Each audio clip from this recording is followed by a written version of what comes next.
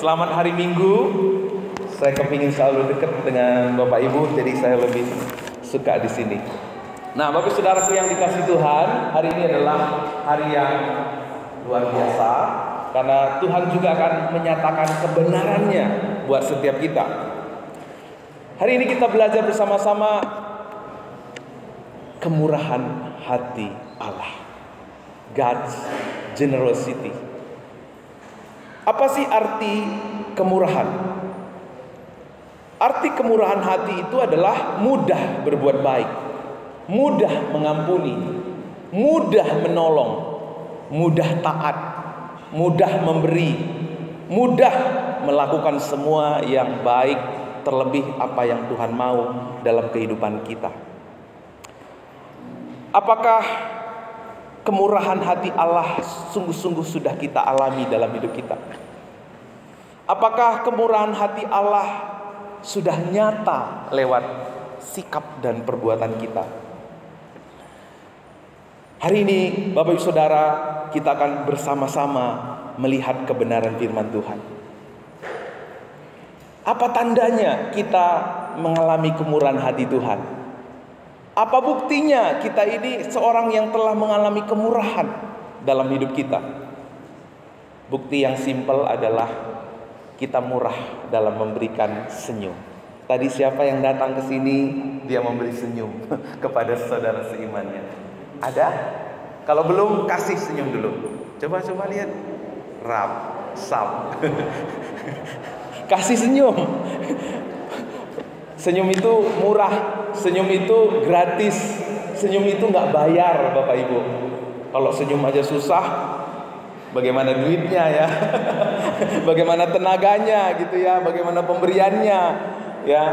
Saya berdoa ya setiap kali Bapak Ibu kemana-mana, ya terlebih ke gereja ini, ya kasihlah senyum yang terbaik gitu loh. Tapi jangan senyum-senyum sendiri. Bahaya ya. Jangan senyum-senyum sendiri ya. Nah, saudaraku yang dikasih Tuhan, sering kita ada kesalahpahaman, misunderstanding tentang God's generosity.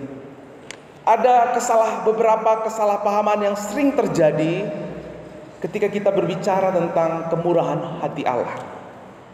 Ada orang berpikir kalau Tuhan itu murah hati, berarti saya akan menjadi orang yang makmur. Hidup saya akan melimpah dengan berkat. Dia mulai pakai ayat firman Tuhan. Pak, Yohanes 10 ayat 10. Iblis datang untuk mencuri, membunuh dan membinasakan, tetapi aku datang supaya kamu hidup dalam berkelimpahan. Tuh kan Pak? Kalau kita ikut Tuhan Yesus, hidup kita pasti berkelimpahan. Hidup kita pasti diberkati. Nih, saya nih diberkati hidupnya. Saya punya mobil 5 loh.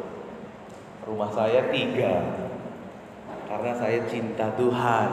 Karena saya sungguh-sungguh percaya kepada Tuhan. Itu bagi orang yang kondisi ekonominya lagi baik. Tapi ketika kondisi ekonominya nggak baik, apa yang kurang ini ya? Kok mandek-mandek semua, tipis-tipis semua ini. Apa salahku ini Tuhan? Apa dosaku ini Tuhan? Mulai merasa terintimidasi, mulai merasa nggak secure ketika datang kepada Tuhan.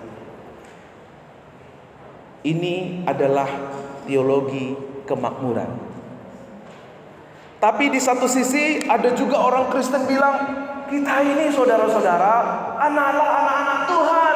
Tuhan Yesus menderita di kayu salib, masa kita enak-enak? Justru orang Kristen yang gak menderita itu gak rohani. Makanya orang yang punya teologi tentang penderitaan suka membuat saudara seimannya untuk menderita. Tapi enggak di sini. Amin. Menderita, semakin seseorang menderita itu rohani. Semakin seorang pelayan Tuhan, hamba Tuhan itu menderita, itu rohani. Sehingga sering sekali suka melihat orang menderita. Ini juga satu kesalahan. Kalau memang benar teologi kemakmuran itu adalah iman di dalam kekristenan. Bagaimana dengan murid-murid? Bagaimana dengan Rasul Paulus yang harus bekerja sambil menjalankan misinya? Bagaimana murid-murid pakaiannya juga sederhana, dia nggak punya onta seperti orang-orang Majus. Jadi mana yang benar, Pak? Teologi kemakmuran enggak? Teologi penderitaan enggak? Jadi apa yang benar? Yang benar adalah gospel center generosity. Kita memiliki teologi tentang kemurahan hati Allah. Teologi tentang kemurahan hati Allah berbicara juga tentang apa, Bapak Ibu Saudara? Tentang ketersediaan, tentang kecukupan yang Tuhan sudah kerjakan buat kita. Makanya kita sering dengar, Kristus cukup bagiku. Kristus sudah menyelesaikan, Kristus sudah mengerjakan, Kristus sudah mengerjakan apa yang tidak pernah kita selesaikan. Makanya di kayu salib dia katakan sudah selesai. Kalau kita mendengar, kalau kita mau melayani, kalau kita mau memberi, kalau kita mau menerima, kalau kita mau taat dalam hidup kita, kalau kita mau menyembah, kalau kita mau mengampuni, kalau kita mau menjadi berkat buat sesama kita, akan menjadi memungkinkan. Tanpa kita memiliki teologi yang benar, kita nggak bisa mungkin menghidupi iman kita di dalam Yesus Kristus. Kalau kita kembali ke teologi kemakmuran tadi, waktu saudara melanggar firman Tuhan, tapi kok biasa-biasa saja, ekonomiku baik-baik saja, saudara akhirnya nggak mau taat sama Tuhan. Waktu teologi saudara penderitaan, ketika saudara makin menderita, makin merasa rohani, lalu mulai menjudge orang yang gak mau menderita. Ini semua teologi akan membawa kita kepada natur dosa kita. Tetapi ada teologi yang benar. Saudara bersyukur mendengar pengajaran ini, karena ada banyak orang Kristen di luar sana salah misunderstanding tentang kemurahan Tuhan. Kalau kita mengalami kemurahan Tuhan, bukan semata-mata menjadikan kita kaya, bukan semata-mata membuat kita juga mau selalu menderita dalam hidup kita. Tetapi waktu kita mengalami anugerah Tuhan, anugerah itu membuat kita akan menjadi pemberi yang benar, membuat kita menjadi pendengar yang benar, membuat kita menjadi pengampun yang benar, membuat kita menjadi penyembah yang benar. Amin. Kalau kita misalnya nggak tahu teologi kemurahan Tuhan, maka waktu kita beribadah di sini kita sedang menyembah Tuhan, tapi menyembah dengan motivasi diri kita sendiri. Saya mau beribadah hari ini deh, kalau enggak nanti usaha saya nggak diberkati, kesehatan saya terganggu. Ada di bawah tuntutan, ada di bawah reward dan punishment. Tapi kalau kita ada di bawah kemurahan hati Allah, Tuhan sudah begitu murah hati kepada saya. Dia memberikan saya hidup benar. Dia sudah memberi saya kemenangan atas dosa saya. Dia menguduskan saya, menyucikan saya. Saya sudah suci, kudus, dibenarkan. Mengapa saya harus bermain di kuburan, di lumpur dosa? Kita nggak akan merasa betah lagi dengan yang namanya apa, Bapak? Dengan yang namanya dosa. Kita nggak suka lagi dengan yang namanya kehidupan di luar Kristus. Kita nggak lagi betah dengan yang namanya memenuhi ambisi hawa nafsu kita. Karena apa? Hati kita penuh dengan kemurahan hati Allah. Kita sadar kita ada hari ini karena kemurahan Tuhan. Aku ada hari ini, yuk, semua karena kemurahan-Mu. Aku hidup hari ini, semuanya kemurahan-Mu. Amin. Kasih Yesus, Engkau sangat baik, teramat baik bagi. Amin. Puji Tuhan. Saudaraku yang dikasihi Tuhan, kita berpusat bukan kepada iman kemakmuran, bukan kepada iman penderitaan, tetapi kita berpusat kepada gospel generosity, kepada Injil yang membawa kita kepada kemurahan hati Tuhan. Kalau kita bicara tentang kemurahan hati Allah, seorang tokoh, seorang nabi yaitu Daud pernah menuliskannya dalam Mazmur 65. Dalam Mazmur 65 yang kita baca tadi adalah Mazmur yang dinyanyikan oleh Daud pada waktu itu Daud mengalami panen raya. Dia melihat begitu luar biasa berkat Tuhan waktu Daud panen raya di negerinya, begitu berkelimpahan berkat-berkat. Tapi satu hal, Tuhan mengingatkan dia tentang masa lalu. Apa masa lalu Daud? Di dalam Mazmur 65 ayat 4 dikatakan di sana, karena bersalah bila mana pelanggaran-pelanggaran kami melebihi kekuatan kami, Engkaulah yang menghapuskannya. Dalam bahasa Inggris ini lebih dekat dengan bahasa aslinya. Dikatakan dalam bahasa Inggris iniquities. Apa artinya? Dosa bukan hanya bersalah, tetapi dosa ketidaksusilaan. Apa itu dosa ketidaksusilaan? Setiap kita punya iniquities dalam hidup kita. Setiap kita punya natur dosa dalam diri kita. Daud juga punya iniquities. Dia pernah melakukan pelanggaran yang begitu besar dalam kehidupannya. Iniquities ini adalah dosa tanpa kita diajari, kita sudah tahu berbuat dosa.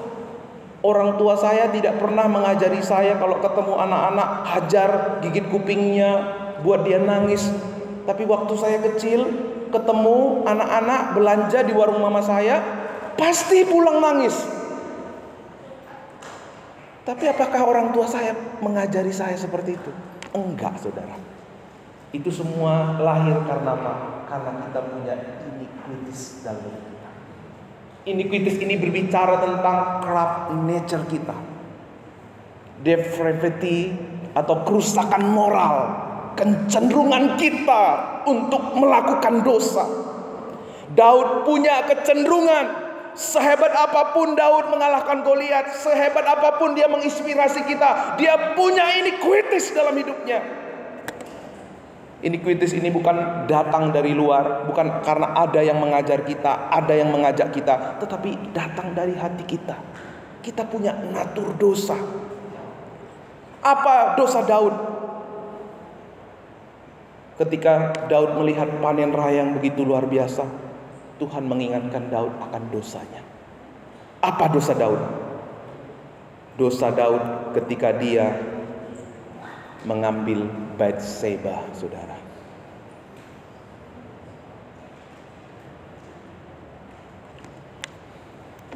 Ia mengambil Batseba sebagai istrinya. Ia melihat Batseba cantik, lalu dia mengambil Batseba, bersetubuh dengan Batseba, lalu mulai mengatur rencana. Dia dia kasih kabar kepada prajuritnya, Uria, kamu datang ke rumah. Lalu Uria datang ke rumah. Karena dia sedang mengatur strategi, karena Batseba hamil, biar Uria pulang, jadi nggak ketahuan perbuatannya. Ternyata Uria seorang prajurit yang loyal. Dia gak mau tidur di dalam rumah, dia tidur di pelataran rumah. Karena dia begitu prajurit yang sangat loyal dengan teman-temannya. Akhirnya Uria kembali ke medan peperangan. Dia buat siasat yang baru. Siasatnya apa? Taruh Uria di depan, lalu kamu mundur. Lalu waktu Uria maju ke depan, prajurit yang lain mundur, Uria mati kena panah.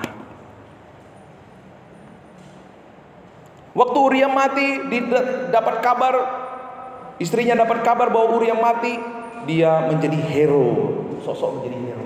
Karena Uria mati, aku ambil kamu sebagai istri. menyusun.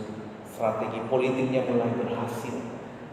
Kelihatannya dia itu seorang hero, mau memelihara, mau mengangkat istri prajuritnya menjadi istrinya. Sampai akhirnya Nathan bilang, Daud, kalau ada seorang yang punya banyak harta kekayaan, punya domba yang banyak, terus ada tetangganya punya 1 ekor domba, pada waktu orang itu datang tamu, lalu dia ambil domba tetangga itu, dia sembelih. Bagaimana pendapatmu, Daud? Orang ini harus dibinasakan, orang ini harus dimatikan, orang ini harus dimusnahkan dari muka bumi ini.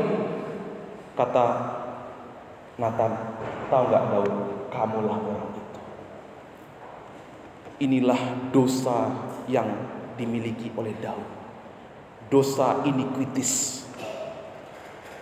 Bukan karena ada yang mengajak, tapi karena dia memang punya natur dosa dalam hidupnya. Dosa yang sangat jahat. Karena apa? Dia mengatur, membunuh. Bukan orang jahat yang dia bunuh, tetapi tentaranya yang sangat loyal dengan dia, itu yang dia bunuh. Betapa bejatnya, betapa jahatnya Daud. Tetapi di ayat tadi dikatakan, Bapak Ibu, ada kata di sini aton. Pelanggaran kami melebihi kekuatan kami, Engkau yang menghapuskannya. Dalam bahasa Inggris, atone, menghapus. Apa artinya atone? Apa artinya menghapus? Replace, repay, reclaim. Ketika pada waktu zaman Daud, pada zaman nabi-nabi, saya misalnya berbuat dosa, saya mempersembahkan domba, merpati atau lembu, lalu saya bawa domba itu di altar, lalu saya menaruh tangan saya di kepala domba, bahwa dosa saya berpindah kepada domba ini, lalu domba ini dibakar sebagai persembahan. Itulah atonement. Dan ini diwujud nyatakan di dalam Tuhan kita Yesus Kristus. Ia menanggung dosa kita. Waktu domba tadi ditaruh di altar, di mezbah, dosa saya pindah kepada domba ini, lalu kebenaran menjadi milik saya. Demikian juga waktu Kristus mati di atas kayu salib, dia melakukan atonement kepada kita. Dia menggantikan posisi kita. Itulah yang sering saya katakan divine exchange. Dosa saya ditanggung oleh Yesus, kebenaran yang ada pada Yesus menjadi kebenaran saya. Itulah yang Daud alami di dalam kehidupannya. Ia beriman, ia menemukan kasih karunia Allah di dalam kehidupannya, bahwa dosa-dosanya sudah ditanggung ketika dia mempersembahkan korban kepada Tuhan. Nah, saudaraku yang dikasihi Tuhan, oleh sebab itu dikatakan di dalam Roma, yuk sama-sama kita baca, tetapi karunia Allah tidaklah sama dengan pelanggaran Adam. Sebab jika karena pelanggaran satu orang semua orang telah jatuh di dalam kuasa maut, jauh lebih besar lagi kasih karunia Allah dan karunia-Nya yang melimpahkannya atas semua orang karena satu orang, yaitu Yesus Kristus.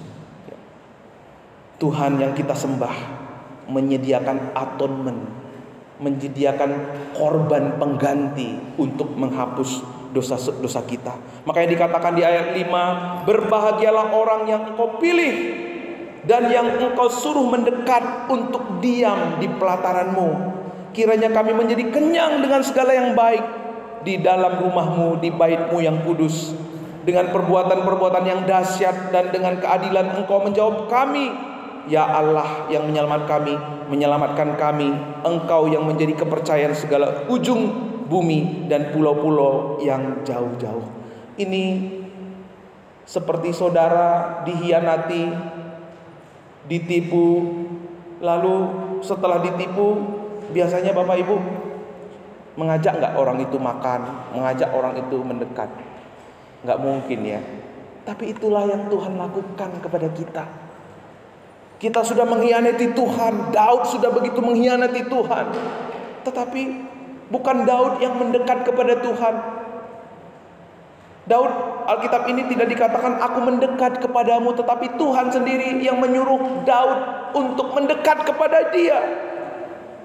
Bukan hanya mendekat, tetapi diam dalam pelatarannya.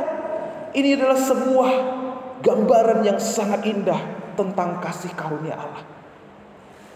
Makanya di dalam Yesus Kristus, kita yang dekat sekarang menjadi, kita yang jauh sekarang menjadi dekat. Karena dosa kita akhirnya menjadi transenden dengan Allah. Tetapi waktu Kristus datang ke dunia, menanggung kutuk dosa kita, sekarang bukan lagi Allah yang jauh, tetapi Dia adalah Allah yang dekat dengan kita. Efesus 2 ayat yang ke-13. Tetapi sekarang di dalam Kristus Yesus, kamu yang dahulu jauh sudah menjadi dekat oleh darah Kristus. Jadi saudaraku yang dikasihi Tuhan, Tuhan menunjukkan kemurahan hatinya melalui kasih karunia-Nya. Yang dulu kita ini adalah jauh, tapi oleh karena kasih karunia kita sekarang menjadi dekat. Haleluya. Amin. Itulah yang dialami oleh Daud. Daud begitu besar dosanya, begitu jahat, tetapi seorang Daud merasakan kasih karunia Tuhan. Malah dia tinggal di bait Allah, malah dia menikmati bait Allah, menikmati kemurahan Allah dalam kehidupannya. Makanya dikatakan di dalam ratapan, tak berkesudahan kasih setia Tuhan, tak habis-habisnya rahmat-Nya, selalu baru tiap pagi, besar kesetiaannya. Bahwa rahmat Tuhan itu tidak pernah habis-habisnya. Apapun keadaan Daud, apapun kejahatan Daud, rahmat Tuhan tidak pernah habis-habisnya. Apapun dosa kita, kesalahan kita di masa lalu, anugerah Tuhan itu cukup bagi kita. Amin. Apapun kegagalan kita, kekecewaan kita di masa lalu, kasih karunia Tuhan lebih besar dari kesalahan kita. Supply selalu lebih besar daripada demand. Itulah yang Tuhan kerjakan buat saudara dan saya. Menjadi kesukaan, menjadi ucapan syukur yang besar di dalam kehidupan kita. Selanjutnya di dalam Mazmur 6 ayat 7 dan 9 dikatakan Daud, engkau menegakkan gunung-gunung dengan kekuatanmu, sedang pinggangmu berikatkan keperkasaan. Engkau yang meredakan deru lautan, deru gelombang-gelombangnya, dan kegemparan bangsa-bangsa. Sebab itu orang-orang yang diam di ujung-ujung bumi takut kepada tanda-tanda mujizatmu. Tempat terbitnya pagi dan petang kau buat bersorak-sorai. Lewat ayat ini kita mengerti bahwa Tuhan menunjukkan kemurahan hatinya melalui kuasanya. Ya, dikatakan tadi menegakkan kekuatanmu, keperkasaanmu, meredakan deru laut, deru gelombang, dan kegemparan bangsa-bangsa. Tanda-tanda mujizat nyata buat orang-orang yang hidup dalam kemurahan Tuhan. Ada kuasa Tuhan. Makanya seorang pendeta bilang, jangan menjadi gereja yang kaya, jangan menjadi gereja yang banyak tabungannya.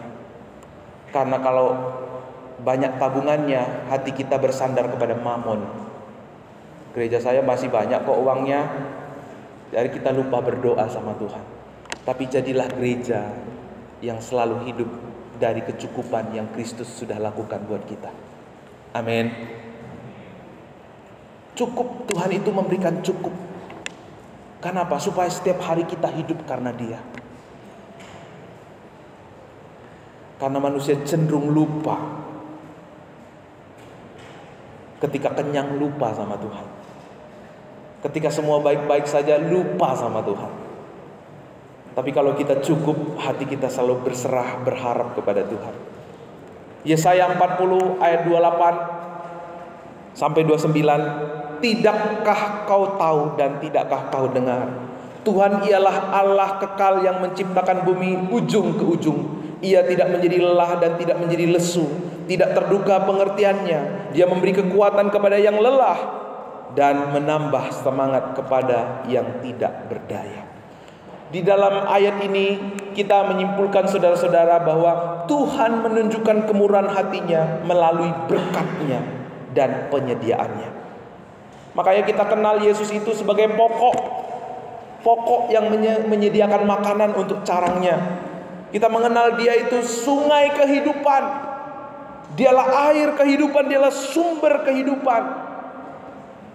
Maka kita kenal Dia sebagai Bapa. Siapa yang menyediakan makanan di rumah? Menyediakan sembako di rumah? Bapa yang bekerja, Bapa yang menyediakannya. Kalau kita sungguh-sungguh mengalami kemurahan Allah dalam hidup kita, kita akhirnya bisa rest dalam hidup kita. Kita akhirnya menjadi orang-orang yang berserah. Kita akhirnya menjadi orang-orang yang masuk dalam tempat perhentian yang sesungguhnya. Jadi tempat perhentian hari Sabat itu sebenarnya bukanlah hari Minggu, bukanlah satu hari satu minggu, satu minggu satu hari, tetapi hari tempat perhentian yang sesungguhnya itu ketika kita menemukan ketersediaan kita cukup di dalam Kristus. Itulah tempat perhentian yang sesungguhnya. Karena Ia telah mengerjakan, menyediakan, menyelesaikan apa yang kita tidak pernah selesaikan. Makanya di ayat 10 ya sampai yang ke-12 dikatakan, Engkau yang menyediakan, Engkau yang menyediakan, Engkau yang membasahi, Engkau yang memberkati, Engkau yang memahkotai tahun dengan kebaikanmu, jejakmu mengeluarkan lemak. Semuanya ini bukan berbicara kalau kita ikut Tuhan maka kita hidupnya akan melimpah dengan segala berkat gitu ya. Maka kita akan punya emas batangan yang melimpah di rumah, maka kita akan punya harta ini dan itu. Bukan, saudara. Tapi waktu Daud berbicara di ayat 10 ini bicara tentang ketersediaan, ketercukupan yang Tuhan sudah kerjakan. Dalam Mazmur dikatakan, kebajikan dan kemurahan belaka akan mengikuti aku sepanjang umur hidupku, dan aku akan diam dalam rumah Tuhan sepanjang masa. Daud mengalami kasih karunia Tuhan. Ucapan syukur terbesar Daud bukanlah jabatannya. Ucapan syukur Daud bukanlah ketika ketentraman negerinya, tetapi ucapan syukur Daud ketika dia tahu semua yang baik, semua yang sedap didengar, semua yang indah, semua Tuhan sudah disediakan bagi orang-orang yang mengasihi Dia. Ada seorang gubernur di New York tahun 1915, namanya Fiorello LaGuardia. Katanya di Amerika itu akhirnya nama gubernur ini dijadikan nama bandara. Saya belum pernah ke sana, jadi saya hanya katanya ya. Dia adalah seorang gubernur yang unik, suka keliling-keliling kalau malam-malam. Pada suatu malam dia menemukan polisi sedang menghakimi seorang pencuri. Pencuri itu adalah seorang bapak. Waktu polisi ini menghakimi pencuri ini, Gubernur Fiorello ini datang, lalu mendengar, melihat, menyaksikan. Kenapa bapak ini ditangkap? Dia mencuri, Pak Gubernur. Apa yang dicuri? Makanan. Kenapa kamu mencuri? Iya Pak, aku kalau kerja itu beli makanan gak cukup untuk keluargaku. Anak-anakku belum kenyang, makanannya sudah habis. Pak Gubernur lihat, oh iya juga ya, dia kurus, badannya kurus, gak terawat. Lalu polisi ini bilang, Pak, tetap saja Pak Gubernur, apapun alasannya dia tetap pencuri, dia harus dihukum. Oke, kalau dihukum, bagaimana dia harus menyelesaikan ini?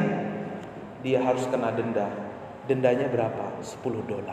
Pada waktu itu $10 itu ya mungkin $200 ya zaman sekarang ya. Udah banyak pada waktu itu. Bingung.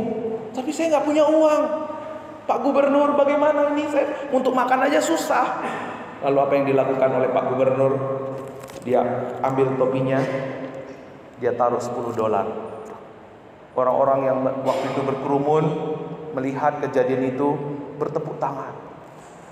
Dia kasih kepada bapak itu, lalu dia bayarkan $10 sehingga lunaslah hutangnya. Semua orang pada waktu itu tepuk tangan. Wow, gubernur seperti ini yang kita harapkan. Gubernur ini yang luar biasa. Mantap. Lalu Gubernur Fiorello kembali bilang, sini topi saya, sini topi saya. Di negeri ini semua pada makan, kalian semua pada makan. Tapi ternyata di kota ini ada seorang bapak yang gak makan, sampai kurus keronta, sampai anak-anaknya juga kelaparan. Kalian semua saya kasih denda $5 satu orang. Pada waktu itu topi dari gubernur itu diedarkan, dan semua kena denda. Semua orang yang hadir memberikan $5. Akhirnya terkumpullah $50. Bapak itu kaget, kok bisa ini terjadi? Inilah gambaran yang indah, saudara. Kita melakukan dosa dalam hidup kita, tapi kita tidak harus menanggung hukuman kita. Ada satu orang pribadi yang mau menebus kita. Tidak hanya menebus kita, dia menyediakan semua yang kita perlukan dalam hidup kita. Kalau kita mengerti kebenaran ini, kalau kita menyadari perbuatan Allah yang besar ini, maka kita akan pun menjadi orang-orang yang berkemurahan. Tidak sulit lagi untuk mengampuni orang yang bersalah kepada kita.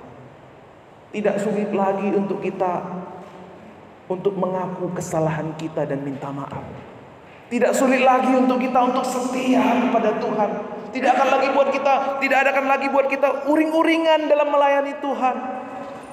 Tidak akan lagi buat kita setengah-setengah hati dalam berbakti beribadah kepada Tuhan. Karena apa? Karunia Allah, kemurahan Allah yang terlalu besar itu menguasai hati kita. Makanya kalau saudara sulit untuk mengampuni, sulit untuk setia, sulit untuk taat, sulit untuk tunduk kepada orang tua, tunduk kepada otoritas saudara, sudahkah saudara menyadari kemurahan Allah yang begitu besar? Sudahkah saudara mengalami kemurahan Allah? Atau hanya selama ini hanya saudara tahu Tuhan itu murah hati, Tuhan itu murah hati, lalu saudara berpikir seharusnya Tuhan itu berkati saya, seharusnya saya menjadi orang yang kaya, saudara saya menjadi orang yang sukses. Kalau kita berpikir Tuhan itu murah hati lalu untuk diri kita, itu masih selfish, akan membawa kita kepada natur dosa kita, dan tidak akan pernah melahirkan orang-orang percaya yang hidup dalam kemurahan Tuhan. Makanya dikatakan di dalam Roma 8 ayat 32, yang tidak menyayangkan anaknya sendiri tetapi menyerahkannya bagi kita semua, bagaimana mungkin Dia tidak mengaruniakan segala sesuatu kepada kita bersama-sama dengan Dia? Kalau kita mengenal Dia adalah Allah yang menyediakan, mengerjakan, maka ketakutan situasi apapun yang hari ini beras begitu mahal tidak membuat saudara goyah. Karena Tuhan memelihara kita. Dia menyediakan, Dia sudah mengerjakan. Jangankan soal beras yang naik, bumi tergoncang pun, kota Bogor terobrak-abrik sekalipun, Dia tetap Allah yang setia buat setiap orang yang berharap kepada Dia. Amin. Amin. Makanya dalam Roma 12 ayat 1a, ayat 1 dikatakan, siapa yang bisa menjadi penyembah dalam roh dan kebenaran?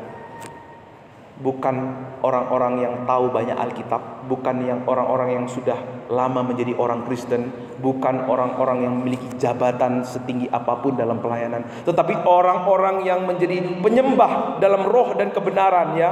adalah orang-orang yang memiliki sudut pandang dari kemurahan Allah. Maka dikatakan, karena itu saudara-saudara, demi kemurahan Allah, aku menasihatkan kamu supaya kamu mempersembahkan tubuhmu sebagai persembahan. Kita bisa mempersembahkan hidup kita. Kita bisa menjadi penyembah-penyembah dalam roh dan kebenaran ketika kita memiliki sudut pandang dari kemurahan Allah. Tadi di sekolah minggu kita sharing dengan bapak-bapak, indah sekali ya. Bagaimana Pak kalau orang jatuh dalam dosa, jatuh lagi, lalu minta ampun, jatuh lagi dalam dosa yang sama? Kalau begitu, bagaimana kita jadi berkat? Bagaimana kita jadi kesaksian? Hidup kita bukan seperti itu. Hidup di dalam teologi generosity selalu akan Tuhan bawa semakin hari serupa dengan Yesus. Waktu kita menjalani kehidupan kita sama seperti tangga ini, saya mau setia, saya mau datang kepada Tuhan, saya mau jalan, saya jatuh. Kalau saya jatuh, menerima kata-kata yang lebih lagi untuk baik, tapi saya jatuh lagi. Waktu saya jatuh lagi, saya mengalami kemurahan Tuhan yang lebih besar. Saya bangkit lagi. Sampai akhirnya kita menjadi serupa dengan Kristus. Amin. Itulah generosity akan membuat kita semakin hari serupa dengan Kristus. Waktu kita mengalami kasih kemurahan Allah, kita akan memiliki sudut pandang dari kemurahan Allah. Tuhan sudah berkati saya, Tuhan sudah beri saya hidup yang baru. Masa satu hari untuk beribadah saya nggak punya waktu? Tuhan sudah melimpahi saya, membebaskan saya dari dosa-dosa saya. Masa memberi saya dengan setengah-setengah? Masa Tuhan sudah mengampuni dosa saya, Tuhan sudah melupakan pelanggaran saya. Masa saya tidak mengampuni orang yang bersalah kepada saya? Kesalahannya satu doang, saya kesalahannya begitu banyak. Masa saya sulit mengampuni dia?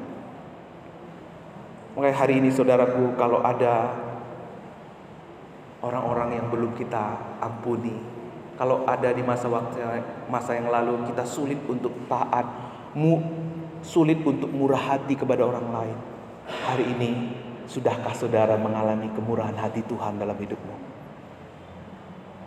Sudahkah saudara menyadari kemurahannya?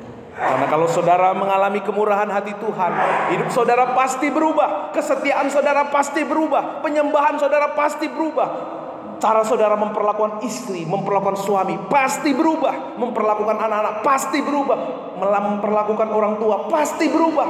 Gak mungkin gak bisa berubah, pasti berubah. Makanya ada istilah berkata seperti ini saudara, hidup yang sudah ditebus akan menghidupi kehidupan yang penuh dengan ibadah dan ucapan syukur. Waktu kita memiliki sudut pandang dari kemurahan Allah, maka mengubah kita. Ada istilah cara pandang menentukan cara hidup kita. Kalau kita memandang segala sesuatu dari sudut pandang kemurahan Allah, saudara tidak akan pernah dikuasai oleh uang, saudara tidak akan pernah lagi dikuasai oleh harta, saudara tidak akan pernah lagi dikuasai oleh nama baik, karena kita sudah menemukannya di dalam Kristus, sehingga kita menjadi orang-orang yang generosity. Kemurahan Allah bisa dirasakan oleh istri kita, kemurahan hati Allah bisa dirasakan oleh anak-anak kita melalui diri kita. Kemurahan hati Allah boleh dirasakan oleh suami kita lewat hidup kita. Karena kemurahannya membawa kita kepada kehidupan yang Tuhan sudah sediakan. Kita tunduk kepala.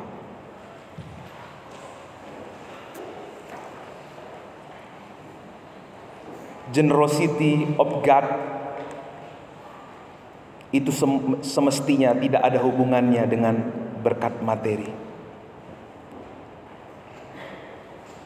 Generosity of God banyak ada hubungannya dengan dosa kita. Kemurahan hatinya Tuhan itu ada banyak hubungannya dengan ketidakmampuan kita untuk mendekati Tuhan. Kemurahan hatinya Tuhan itu tidak ada hubungannya dengan uang saudara, jabatan saudara, nama baik saudara. Kalau saudara menemukan dan menerima itu semua, itu adalah bonus. Tetapi yang terbesar itu adalah Kristus mau bersama dengan kita. Kristus mau mendekat dengan kita, bahkan membawa kita tinggal di baitnya. Dia di bait-Nya dia sudah menyediakan semua yang kita perlukan. Di bait-Nya dia sudah mengerjakan apa yang tidak pernah bisa kita kerjakan. Itulah anugerah Tuhan yang membuat kita yang tadinya jauh menjadi dekat. Yang tadinya harus dihukum, Dia menggantikan hukuman bagi kita.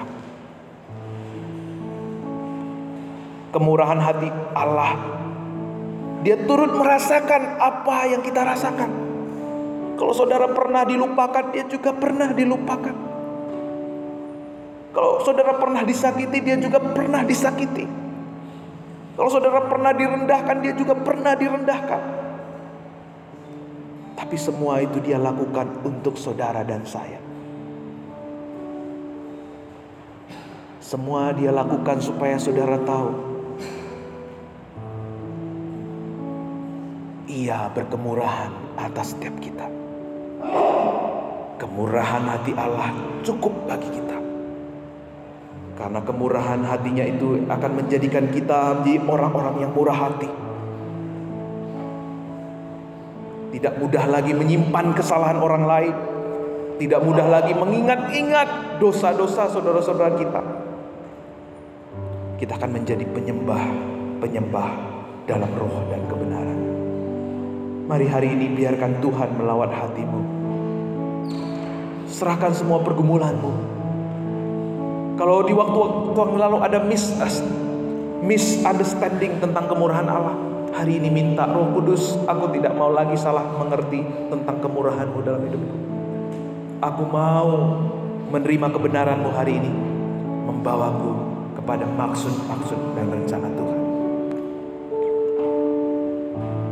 Kemurahan-Mu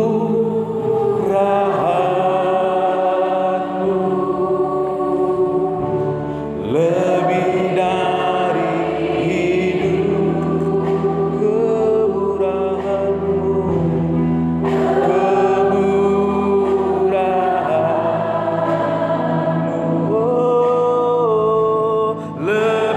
dari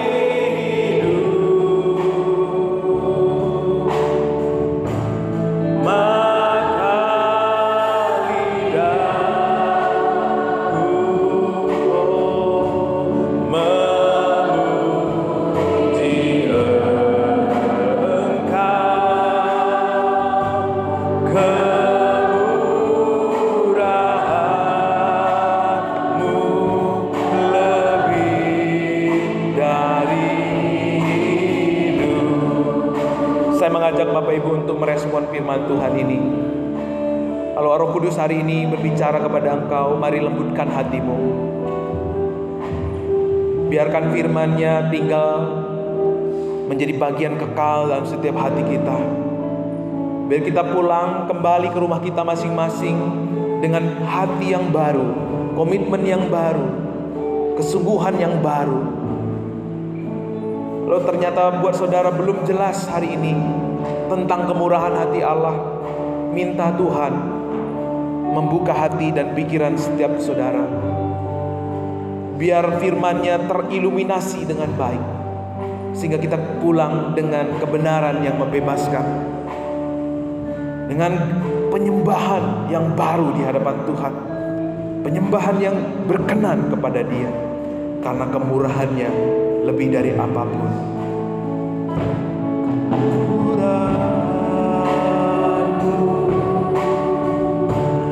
Lebih dari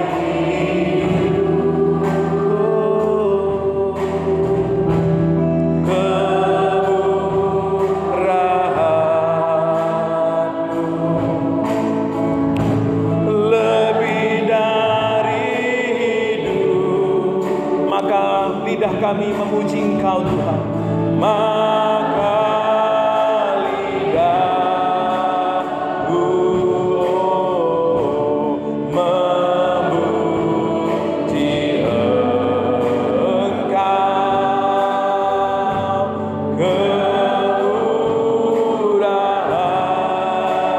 Kemurahan-Mu lebih dari. Saya sebut Bapak Ibu untuk bangkit berdiri. Seluruh Sama-sama sekali lagi, kemurahan-Mu, kemurahan Tuhan melebihi setiap hidup kami, memenuhi setiap hidup kami Tuhan. Amin. Oh, kemurahan-Mu lebih dari hidup, maka jiwaku mawar jiwaku memuji Engkau.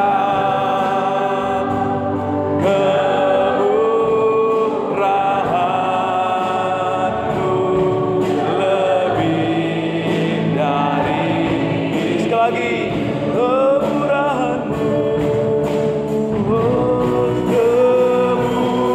yes, kemurahan-Mu mengikuti setiap kami Bapa. Yesus, kemurahan-Mu Bapa.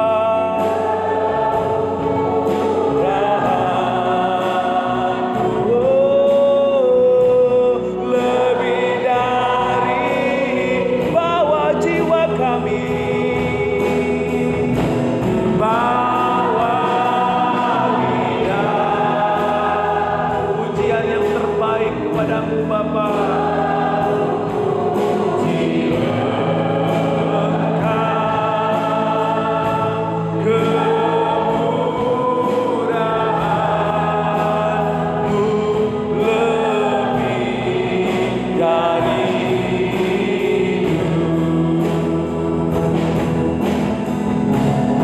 kemurahan-Mu lebih dari kemurahan-Mu lebih dari hidup kami. Kemurahan-Mu lebih dari hidup. Bapak, terima kasih buat hari yang luar biasa. Firman-Mu membebaskan, menyembuhkan, memulihkan kami.